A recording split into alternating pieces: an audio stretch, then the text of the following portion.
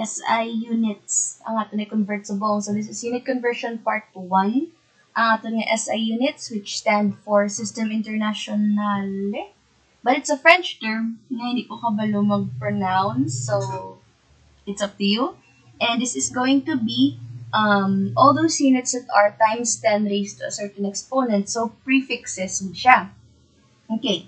Before we go to the prefixes, tarihan tadanay ang mga units that are 10 raised to 0 or the times 1 nila ng mga units. So, ang isa sa mga tawag sini is are the base units. However, well, isa-isa sa nanay, no? So, base units ni sila. For length, we have meters, symbol letter M, small letter. Ang mass nato ng iyang unit is grams, but the base unit is kilograms.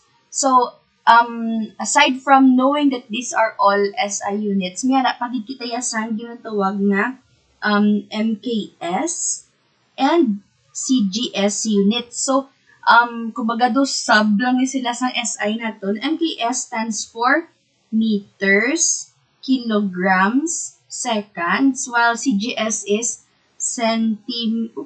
centimeters, grams, and seconds. So, later on, sa ating na klase, you have derived units. For example, speed, acceleration, pag-ibig, mga muna balahaw. So, kumbaga, with regards to the size of the values, sometimes we make use of meters and kilograms together, and centimeters and grams together. Yan. So, namuna siya guys na sa mga books, makita nyo nga ang base unit for mass is kilograms, pero ang 10 raised to 0 naton is grams. Okay? Now, time is seconds. Electric current naton is amperes, amperahe. Wala ko nabutangan. Ang iya sini nga symbol is capital letter A. Temperature is Kelvin. Guido. Lain ang ako nga na-familiar yung siya ng Celsius kag Fahrenheit. So, Kelvin is used in SI kay tungod we have your kumbaga absolute temperature 0, which is the coldest that it can be, compared to using either Fahrenheit and Celsius nga negative ang ilang values, no? You have luminosity, kasanagon, which is candela, ang iyang symbol, of course, CD, small letters, and amount of substance, mole, MOL, okay, ang iyang unit. So, your teachers will give you backgrounds as to what these values were, where these values were taken from. For example, iyang basaton nga, ang meter is actually 1/10 millionth of a distance halin sa equator pakadto sa North Pole. So, muna siya ang basis sa meters. Meanwhile, ang kilograms naman niya is actually the mass of 1/1000 of a cubic meter of water. So, may mga muna ang mga explanation, no? Ang aton subo nga itakol more is the math nga side. Okay. So, something that you have to familiarize yourselves as well, ang aton nga mga lipat ko sa term, prefixes. So, prefixes siya, kaya ara siya sa sugod sa mga units sa kanina. So, for example, meters. Sampaw. With that, you can say it's kilometers. So, ang ini nga mga words or terms, ara siya sugod-sugod sa ato nga mga units. So, naitaw sila nga prefixes, no? English naman ang istorya. Okay. So, dapat ma-memorize nyo gid ang ilang mga values, kag kun diin ang mas dagko, kag diin ang mas gagmay. Okay. So, ang ato nga mga units nga padagko are your deka, 10 raised to 1, hekto, 10 raised to 2, kilo, 10 raised to 3. So, from kilo, no, pababaw, they are all multiples of 3. So, dili naman talantaw. So, halin kay kilo, ang sunod is 10 raised to 6. So, halin kay 3, mo 6, 9, 12, 15, 18, no, 21. So, those units, after sang tera or peta, exa, So, wala ko lang di sila gin-include, no? But, yes, you will find those in your modules or your books. Meanwhile, ang sa padalom naman niya, so negative exponent, you have deci, or 10 raised to negative 1, centi, 10 raised to negative 2. You have your milli, micro, nano, pico, they are negative 3, 6, 9, 12. Of course, you have 15, 18 as well. So, after pico, there is femto and ato. And yokto, pag it's the loom, na. So, sila lang danay ang gin-include ko din because they will be the more familiar terms for you if you are going to the STEM field, I think. With Pico, familiar, kuya kanyara sa electronics, ang kapasitor mo nga picofarad ang value. So, siguro, basi may nakabukad na sa inyo sa mga electronic components, nyara na da sang doon mo ni tsura ho, kapasitor na. So, 47 picofarad abi nga kapasitor. Pero wala pa ko kasugata femto nga kapasitor. Or siguro wala lang nga kasugata yan. Now, with Tera, siguro kadumdum kumusun na ang mga computer ang ilang storage. Hasta lang pila na ka gigabytes man. Mga 500 gigabytes ba ko. Subong niya 1 terabyte ng hard drive 2 terabytes, 3 terabytes pagani, di ba? So, that's why ari na sila tanan. Okay. Familiarize nyo gid ha ang aton nga mga prefixes, ilang ang mga symbol, kag ang mga exponent. Okay? Or kaptan nyo sa inyo nga tupader ang inyo kodigo na pang sundan sang exponents. Okay? Let's move to the examples. Okay. Example, number 1, 64 kilometers 2 meters. So, ang aton nga himuon is going to be like this. 64 kilometers. Butang ka mo din parenthesis. Okay? Sino ang gusto nyo i-convert into? So, meters. Siya na ang ibutang nyo sa babaw. Meanwhile, ang unit nga gusto nyo i-cancel out, siya nang ibutang nyo sa dalom. Kilometers. Okay? Kaya karon mang-cancel kita. Gets? Now, ano nga mga numbers ang ibutang tade? Sinong mas dako? Kilometers or meters? Ang mas dako, si kilometers. Siya na ang ibutangan nyo, 1. Okay. Now, go back to your kodigo. From the base, which was meters, no? Meter ang base mo. Pila ang exponent pakadto kay kilo? 3. No? So, ibutang nyo di 10 raised to 3.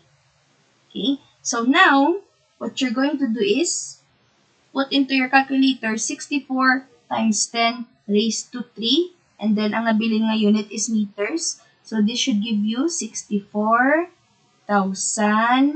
meters. Yeah, 64,000 meters in 64 kilometers. Okay. From here on, guys, ang solution, procedure, na ipakita ko is going to be like this. Some sources have their own methods to solve this. Siguro, familiar ka mo sa 64 kilometers, diba? So, kung amo na, tatlo kuno ka zeros ang idugang kay times 10 to the 3 mo. So, 1, 2, 3. 1, 2, 3 zeros, which will give you 64,000 meters. So, some are familiar with this method as well. Or 64 times 1,000. Kay, in your mind, there are 1,000 meters in a kilometer. So, it will still give you 64,000 meters in 64 kilometers. Wala lang, namian lang ko sa cancel-cancel method because it will prove useful later on kung damo nakita sang mga units na involved. So, nabla sang speed nyo nga kilometers per hour. So, namin siya nga style. Okay? Let's go down. You have 34 milligrams to grams. So, 34 milligrams ang isulat nyo din. And then, ang pamangkot naton. So, sino ang gusto nyo i-cancel? Si milligrams, diba? So, siyang ibutang is dalong para babal na isa. Sino ang gusto nyo i-convertan? Pakadto kay grams. So, butang nyo sa babaw. Okay, sino ang mas dako? Si grams o si milligrams? Di ba si grams ang mas dako? 1. Pila ka milligrams sa isa ka grams? There are 1,000. Or if you want to look at your kodigo, halin sa grams, niyara, 3. Okay. So, times 10 to the negative 3. Oh, miss, wala mo man daging butang ang negative dira.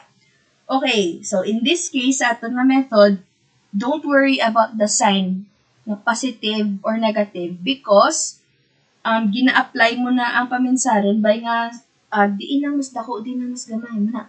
Automatically, since ang muto ang aton nga paminsaron, ang negative, when it comes to algebra, malaog, manggina siya mo. No? So, ari siya sa dalom. Hindi ka na kinanglan magbutang sa negative. Kaya diba, amo to gani, sala ako, hindi at haga ko na pa-explain. Imagine nyo guys, sa algebra nyo, no? X, y raised to negative 1. Diba, ini siya kuno siling sa inyong math teacher can be written as x over y. Diba? Kay negative exponent, manaog na siya sa inyong fraction. So, parehas ang kagina, ang milli, diba, times 10 raised to negative 3. So, in our equation, ara siya sa dalom. As you can see with this example, ang negative exponent, madula naman. Okay? So, wala na siyang rason. Okay. So, input in your calculators, 34. Kung sa babaw gani, ang mayara sa value nga 10 raised to an exponent, times na siya.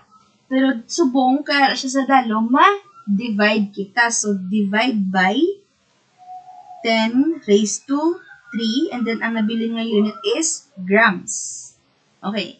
This should give you 0.034 grams. Okay? Just to prove lang gid nga ang iba nga mga methods ga work man. You have 34 milligrams, and then kabalo ka mo nga going to grams, diba, maiban, kita yasang 0. So, 1, 2, 3. And then, yung decimal point dire, putang ka mo di 0, and then, this is your new answer. Pareho lang, gid. Yeah. Okay. Let's move on. Okay, we have 0.48 amperes. We want to convert to milliamperes. So, 0.48 amperes. Parenthesis diretso. Si amperes ang gusto i-cancel, butang sa dalom. Si milliamperes ang gusto i-convert, sa babaw. So, you can cancel it now. Imagine, sino ang mas dako? Amperes, milliamperes. Mas dako si amperes. Butang ka mo 1. So, kung di na mas dako, da ka mo butang 1. Si milliamperes, butangan nyo sang, from ampere to milli, pila? 3. Diba? Okay. And then, you can put this in your calculator as 0.48 times 10 raised to 3 milliamperes na lang nabili nga unit. And this should give you 480 milliamperes. Okay. So, there are 480 milliamperes in 0.48 amperes. Next, okay. 0.0032 terabytes. So, terabytes na siya. 2 bytes. Ang tera, ang gusto natin i-cancel out. So, butang sa dalom. Ang bytes, butang sa babaw. Okay. Sino mas dako? Tera o ang bytes lang din? So, tera ang mas dako. 1. From your bytes pakadto kay terabytes, pila ang aton exponent? 12. Okay? So, butang nyo sa inyong calculators, 0.0032 times 10 raised to 12 bytes, and this should give you, dako ni siya value. Dako ni siya. 320, 1, 2, 3, 4. So, mabutang ko di, 1, 2, 3, 4, 5, 6, 7, 8. 8 ka 0. Kaya, gina-imagine ko lang, no? 1, 2, 3, 4 niya daan. This ang 12 pabilin. So, 8 ka 0 ang dugang. Okay? Otherwise, you can use your calculators as well. Okay. So, pila na eh. Naog ko di isa ka 0. There are 32 billion 32 billion bytes sa 0.0032 terabytes. Okay? And then, so far, atong 4 ka examples na ginsuma naton is from the base na unit na 10 raised to 0, this one pakadto sa mga units nga ra sa babaw or sa dalom. So, positive exponent or negative exponent. Okay. These next two examples is within lang gid sang lower nga mga exponents, no? Okay. You have 4.35 millimeters. Gusto niya i-convert to micrometers. So, millimeters dili. Micrometers sa babaw. Kapang-cancel na kamo. Okay. Now, look back at your kodigo. Ay, sala. Milli, ito na milli. So, milli, 3. Ang micro nyo, 6. So, 3 ang iyang exponent, tapos ang 6. So, ano ang distansya halin kay milli pakadto kay micro? 6 minus 3 is 3. So, balik na to. Sinong mas dako, by the way? Milli o micro? Mas dako si milli. So, butang ka mo di 1. Tapos kay micro, butang ka mo, ito ganing distansya gani, 3. Okay? And therefore, you can write 4.35 times 10 raised to 3 micrometers. And this should give you, 4,350 micrometers in 4.35 millimeters. So, amo na siya ang estilo. Di niyo napagpadalman kung ano ang ibutang yung exponent, kung negative siya or positive, no? 2.68 nanoliters to centiliters. Medyo tricky. 2.68 nanoliters. And then, si nanoliters ang gusto i-cancel, butang sa dalom, centiliters butang sa babaw. Sino mas dako? Centi or nano? So, si centi ang mas dako, siya ang butangan nyo, 1. Cancel, cancel, are. Mabalik ta to sa ato nga kudigo. So, from centi to nano. So, pila dapat ang distance nila. So, first example to ginabay from milli to micro. So, 6 minus 3. So, ang ginbutang ko na itong gina is times 10 raised to 3. This time, nano is 9, centi is 2. So, 9 minus 2 is 7. So, balik na to. Ang ibutang today is 10 raised to 7. Okay? And, with that, ibutang is nyo nga calculator. 2.68 divided by 10 raised to 7. And then, ang nabiling na unit is centiliters. Let's see. 2.68 divided by 10 raised to 7. 0.00 1, 2, 3, 4, 5, 6, 1, 2, 3, 4, 5, 6, 2, 6, 8. Sa bagay, isa na. Okay, good. Centiliters. Okay. So, you can move from the base unit going upwards or going downwards sa aton chart. Or you can just move around within the lower na mga values or the higher values. Wala kaso. What if matabok ka na? What if from milliliters, ma-convert ka to kiloliters? What if from nanometers, ma-convert ka to gigameters? Something like that. So, there are 2 ways to do that. Let's try these examples. So, 480,000 millimeters to kilometers. 480,000 milli, butang ka, parenthesis. So, Mili, butang mo de. So, ba gusto mo mag-convert to kilo? Cancel ka na din nga daan. Sino mas dako? Kilo or mili? Kabalo ka naman, of course. Dako-dako na isang kilo, ya. Ang mili, makita mo na isa ruler. Okay. So, balik ka to sa sundan. Halin kay mili, pakadto sa base naton, 3 na nga daan. So, 3.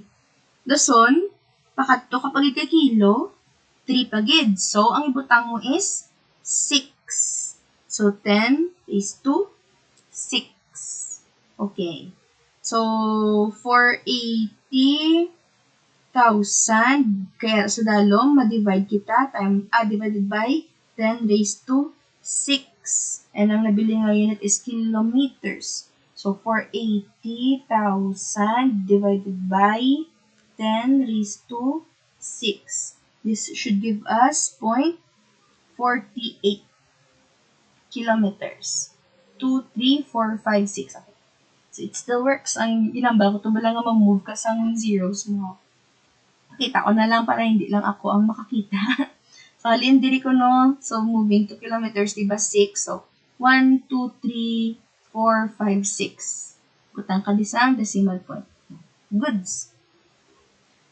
This time, micrograms to kilograms. So, 536,043.25 micrograms to kilograms. Oops. Nalingaw. B. Micrograms, putang sa babaw si kilograms, cancel. Mas dako si kilograms. Butang na ko din daan 10, So, isipon ka. Oops. Halin kay micro, pakadto sa base, 6. Halin sa base, pakadto kay kilo, 3. So, halin, buta pa man siya, 6 plus 3 is going to be 9. Okay? So, with that, butang ko sa kalyo, 536,043.25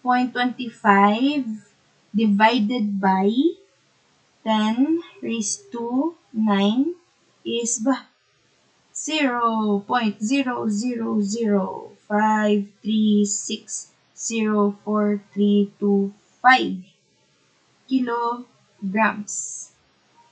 Okay? So, that's one way. That's one way to do it. Okay. Another one. Irisan ko ni siya ha. Pero naman ito nga 0.48 kilometers ang answer dito sa babaw. Kinanglan ko, duwa ka parenthesis, kaya nga halin sa dalom, makadto ko sa base. Halin sa base, makadto ko sa babaw. Okay. So, millimeters, i-convert ko na into meters. Gusto subong sa piyak, ang meters, convert ko to kilometers. So, between millimeters and meters, mas dako si meter. Pila ka millimeters sa isa ka meter? 10 raised to 3. Between kilometers and meters, mas dako si kilometer. Subutan ko di 1. Pila ka meters sa isa kilometer? 10 raised to 3. So, matabo sini guys, using your algebra, by the way, cancel ko na yan. So, may millimeters ko di, cancel na siya. May meters ko di sa babaw, may meters mo sa dalong, cancel mo na siya. So, using algebra, ang law of exponents nyo, may mo siya nga 480,000 divided by 10 raised to, may 2 ka di ka 10 raised to 3 sa dalom. So, 10 raised to 3 times 10 raised to 3 is 10 raised to 6. Okay. And then, makuha nyo man na Japon si 0.48. Tingnan ko lang. Or, okay na siya. 480,000 divided by 10 raised to 6. Yep. 0.48 kilometers. So, that's one way. Another. Sample dire. Kalabas ang answer, no? Kamalano ko ni mong sulat liwat. Magkamayan ko lang lagi ko. Okay, butang ko di, 2 ka parenthesis. So, micro, butang ko sa dalom.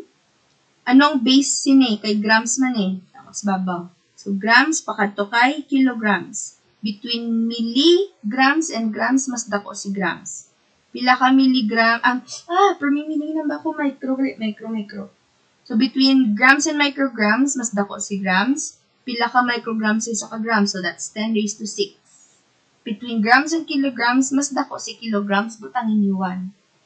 Pila ka grams sa isa ka kilogram, that's 10 raised to 3.